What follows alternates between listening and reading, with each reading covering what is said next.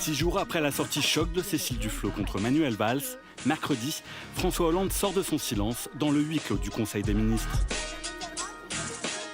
Alors que la droite dénonce un manque d'autorité et que la majorité elle-même fustige la cacophonie gouvernementale, le chef de l'État siffle la fin de la récréation avec, au passage, un rappel à l'ordre adressé à son Premier ministre. Le président a demandé à chaque ministre d'être pleinement conscient des exigences de sa mission. Le président a donc demandé au Premier ministre de veiller encore davantage à la coordination du travail et de l'expression gouvernementale.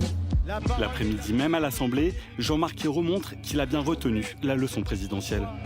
Un gouvernement, ce n'est pas une addition d'individualités, c'est une équipe qui consacre l'essentiel de son temps, de son énergie au service du pays et rien d'autre.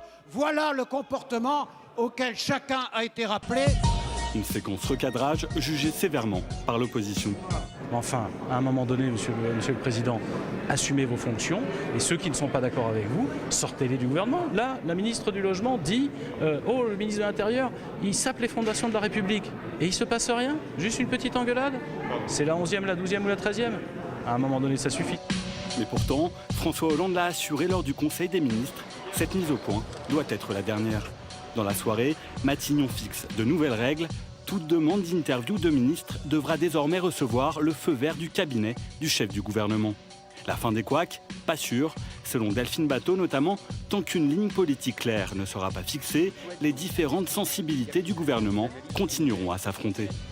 Je pense que le problème aujourd'hui, c'est plus un problème de conviction et de dynamique collective autour d'une orientation politique qu'un problème de discipline. Une absence de cap politique inquiétante pour l'exécutif, à 6 mois de municipal, à haut risque pour la majorité.